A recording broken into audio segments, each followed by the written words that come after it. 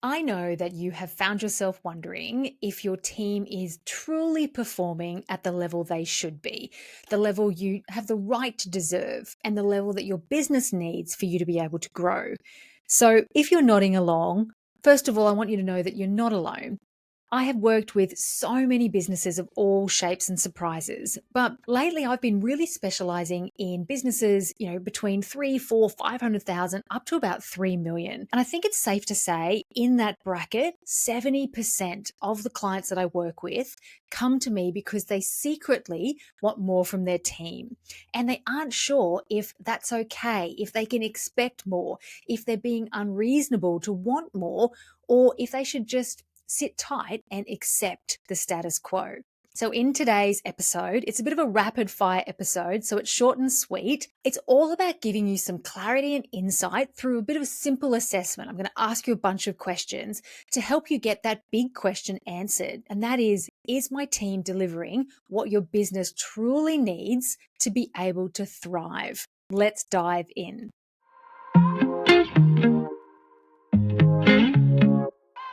Welcome back to all my regular listeners. And for those of you who are new, hello, I'm Paula Maidens, CEO, team advisor, and hiring strategist. And this is the Big Dreams, Great Teams podcast.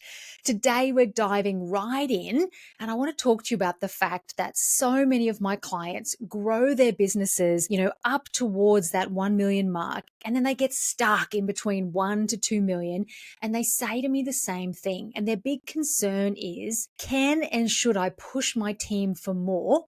Because they're not sure if they're being fair or if they're expecting too much or if it's okay to want more from their people through that stage of growth. So when I first start working with my clients, one of the things we always do is get a bit of a pulse check of the performance of their team. And that's what I'm going to share with you today to give you an insight into your team, how they're performing, and that insight that we're going to get you today isn't from a place of criticism, but a place of clarity about what your business needs from your team to be able to truly succeed and meet its goals. Because here's the thing. You're the CEO of your business, which that's the role that you hold in your business. You are not your business. You are the CEO of your business. And whilst I completely acknowledge that your business might feel like it's your first baby, it might feel like it's an extension of you personally, it's not. It's its own living entity that you are the CEO of. You're the person in charge of. And part of your role as the CEO of that entity, your business, you need to resource the business with the things and the people that it needs to be able to meet its goals. And that includes team, so you need to have the right people in there doing the things in the right way, which ultimately is performance to help the business grow and meet its goals. So in this rapid fire episode, I'm going to give you a simple and super quick way to assess quickly your team's performance. And we're going to talk about it in 4 main areas or categories, so that you can really quickly go, I should be expecting more. Okay, I noticed that, and you know where to focus. So let's dive straight in. Category 1 or area 1, that's output and results. Now let's face it, you didn't hire people for kicks, you hired them for a purpose. So we're starting with something that is kind of obvious, but also not that obvious, and that is output and results. So the questions to ask yourself under this category to get a bit of a sense of, is my team performing, is firstly, can you clearly define what success looks like for each role in your business? So if each person performs a role, can you clearly define what success looks like? Because if you can't articulate what success, and that is what a great job looks like for each individual, then it's quite hard for the person to deliver to it. Secondly, does your team consistently meet deadlines? And are they all working consistently to the standard of quality without constant checking and rework and follow up from you? And then the last question in this section is, when you do review the work of your team, does it require just minimal, revisions or changes? Or are you constantly fixing things? And does it feel like you need to spend more time than you should reviewing and getting it through to done? Now, many of my clients, in particular in professional services, really struggle with this, and they get super frustrated with their team members when they don't deliver to the quality that they expect, But when we peel back some layers and we really look into it, often we discover that there's a missing clarity of communication about what that standard actually is, what that what that success looks like. And when we fix that by clearly explaining, what done looks like, then the performance of the individual has the potential to completely change overnight. Let me give you an example. A client only last week was frustrated with a marketing person in their business who was sending her like an email newsletter in draft, which had like broken links and spell checks in it. And so she was reading through this thing, just feeling like it was just rubbish and it was like half done. So naturally, her frustration led her thinking to, this person's not right for me. I'm probably going to have to get somebody new, etc., etc. When we chatted about it, what we realized was there was a better way to explain success to the person and to get absolutely clear on the standard of quality that we wanted it to be presented to us in. And the way we decided to phrase that was, send me the email in a format and at a status that you would be okay if I've hit forward or send to the whole database without checking it. And what was really interesting was through this conversation, this process of clarity, giving the person clarity what success looked like, we realized that person, or she realized that person thought that the process was, she creates a draft, she comes up with the content, she sends it over to her for the business owner to review, in concept, and then give her the approval, and then she'd send it back, and then she'd double check for spelling and links, etc., etc. And this is what happens often, is that you can accidentally find yourself inserted in a process, which means that you're doing more work than you want to, but you don't realize that you've accidentally inserted yourself in the process because the person isn't clear what success or what done looks like, or the quality or the standard of how you want them to deliver you the thing. So in this case, by actually saying, know that one day I may not check and I might just go into the system and hit send to the whole database, we're being absolutely clear, and surprise, surprise, the output, the quality completely changed overnight. So when it comes to output and results, obviously good output, good results means individuals on your team and the whole team meeting expectations consistently. And exceptional looks like people going beyond the expectations and moving into the extra mile, the proactivity mode, which is going to come up in the next category. But as far as this first category, if your team aren't consistently meeting your expectations to the deadlines, to the standard, to the way you want it delivered, then there's probably some opportunity here to quite rightly look for improvement. Okay, category 2 is initiative and problem solving, because this is where the real value of your team can become apparent or lacking. And we started to touch on it in the previous area. So a great way to assess this is to ask yourself, when problems arise, do your team members come to you with solutions, or do they just present the problem? And do they take appropriate action without being told, or do they seem to sort of sit and wait for explicit instructions before doing the next thing? And when it comes to unexpected situations, does everything fall apart when you're not available, or do they sort of still seem to get moved forward and are people doing the best they can without you? Now, I often work with clients who feel completely exhausted because it feels like they're the absolute center point and everything needs their help. They're reviewing everything. Every small issue comes to them, etc., etc. So if you find yourself as that center point where things are either waiting for you to check, review, tell them next steps, or you just feel like you're the one in the center of all the decision making, then that's a really great indication that you need a better decision-making framework. Something that clearly explains where your team can handle decisions on their own and where they should be coming to you, like when and where they should be checking it with you. Because here is the really exciting truth. When this gets implemented, when you get this decision-making framework nailed in your business, you will notice all the interruptions and half your to-do list disappear. I'm talking like a 50%, reduction in workload. Because one of the biggest mistakes that I see business owners making is just not delegating enough authority. So not providing enough around rules and boundaries that make the people feel safe to make the decisions without you. And don't get me wrong, there's definitely going to be stuff that you don't want people making decisions on, and that should come to you. And it's also about making those clear so that people know, well, it's not one of those, so I can show some proactivity, some initiative here and run with this. Because the black and white reality is your team cannot show initiative if they don't know where their authority starts and stops. Okay, area 3, category 3, communication and accountability, because this is often where teams either thrive or completely fall apart. So my question to you is, do your team members proactively update you on progress? Or do you feel like you have to chase them for updates? And I don't mean they update you on progress like, I've gotten to this point and I'm stuck.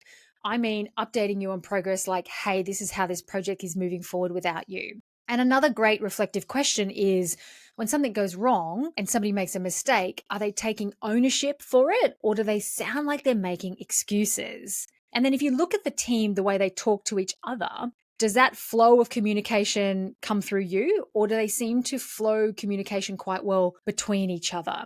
Or are there frequent misunderstandings that sometimes you have to get involved in, or you think, they better come through me so I translate properly?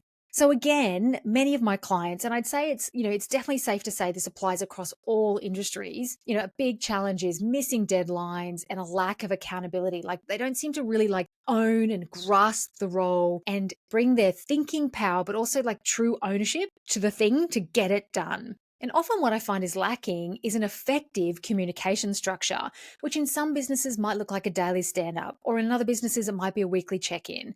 And when you tweak how often you're catching up with them, who's in that meeting, what the timing of it, what's covered, how you structure it. When you tweak that, it can completely shift your culture to one of accountability, ownership, and proactivity, which I know is what you want because it's what we all want as small business owners. I've got a whole episode on effective team meetings, which you can check out. I think it's episode 167. But for the purposes of today, one thing that you can implement straight away to start to get a quick win moving towards more accountability and more ownership is to simply ask everybody at your current meetings in your current structure to just make a statement of what they're committing to by the next meeting. And that simple public accountability will dramatically improve self-follow-up, initiative, and frankly, they'll get it done because they said they would in front of everybody else. Okay, the last area to dive into is growth and your team's ability to adapt to change, because this will determine whether your current team will help your business grow and evolve or kind of be the reason that it feels resistant or it struggles to grow. So my question to you is, does your team embrace change and new systems, or do they resist them and get stuck in a circle of justifying why the current way they've done it is the best way to keep doing it? Do they bring new ideas, or does their focus seem to be on maintaining the status quo? Now, it's really common with my clients that there will be at least one, if not a couple of team members who resist adopting new things. Maybe it's technologies, maybe it's new processes. And that's a problem. And the solution is starting with supporting that team member to understand the why, getting the team members, everybody involved in, decisions around new things that you're doing and how you're going to implement them, and the discussion, the openness around, yes, this might be a bit tricky to transfer to a new system, but here are the benefits. And ultimately, if you're finding that certain people won't move with the changes, then it might be time for them to get off the bus, so to speak. And in particular, this comes up when I work with my clients in the team performance audit, which is my personalized process of going through and actually auditing the way your team is operating and really dropping down into an individual business level. That's really often what we get to the heart of. There might be one or two members who are kind of a bit sticky. And sometimes we realize that we haven't actually explained to them success properly, or their definition of success has evolved since they first started and there's some work to be done there. And often it's also communication needs to be tweaked, and maybe some boundaries need to be put in place, or a new structure, or a change in the regularity of that communication. So it's really, really common that these things drop out of the team performance audit that I work with a lot of my clients on. Okay, so then the last question to wrap up with, which arguably is the most important question of all, is, does your team help or hinder your ability to do your job? And that is the work that only you can do, which is often strategy, but it might also be your genius delivery mode. And I think the answer to that question is often a really hard one to face, certainly for a lot of my clients and certainly for a lot of my business friends. But the reality is you need to remember why you hired your team in the first place. It certainly wasn't just to give you more people to manage. Certainly wasn't just to see more dollars going out the door and not in your pocket.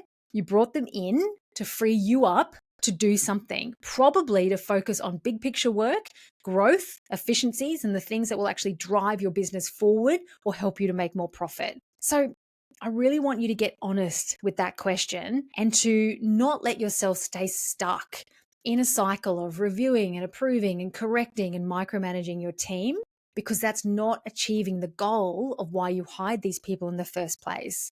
And frankly, if you're finding yourself spending more time managing your team than doing your genius or your strategic work that only you can do, it's a super clear signal that your team isn't performing the way you need them to, and you need to dive in and look at the specifics of what needs to change. Okay, so I hope this kind of rapid fire, quick assessment of your team has been helpful. And I'm confident that it's given you a little bit more of a picture as to where your team stands and what you need to focus on. You might have a little bit of an idea. And if you want my eyes on your business, we can actually go specifically through the roles, through the people, then I really encourage you to check out my team performance audit. So this is a personalized way that we assess and evaluate how your team's currently performing. We identify the quick wins, the things that you could change really quickly and get quick results, and then the other prioritized things that you can work on over time. And we look at literally work on this in the next month, work on this after that, month 2, month 3. So the way my team performance audit is structured is it's a detailed questionnaire, and then we jump on a laser focused 45-minute call, and then I give you a personalized recommendations document. So it's all written down for you to work through and implement. It's completely awesome. It's currently at an awesome introductory price, which I'm not going to say here in case it changes because it won't be introductory forever. But go and check that out over at paulamaidens.com, Team Performance Audit, and I'll put the link below, of course. And if you're in Brisbane, if you're local to where I live here in Brisbane, Australia, I'm actually hosting an in-person high-performing teams workshop where we're going to be covering this and all sorts of other things. And that's on the 14th of May. So depending on when you're listening to this, jump on board, grab a ticket. If you're local to Brisbane, I would love to meet you in person. Okay, so all the details are over at paulamaidens.com, or come and have a chat to me on Instagram. I'm at Paula Maidens Consulting, and you can always send me a DM. It's me in the DMs. I love to have a chat, so feel free to reach out to me. And of course, if you've enjoyed this episode, please share it on your socials, share it with a business friend, leave a 5-star review. All of those things hugely help, and make sure you hit the follow button. Okay, that's it. The last thought I want to leave with you today is that the performance of your team will directly determine the ceiling to your business's growth. And you don't need to settle for good enough if your business needs exceptional to really jump forward and reach its potential. Okay, that's all from me. Have fun. I'll be back here soon. And until then, here's to your big dreams and your great teams.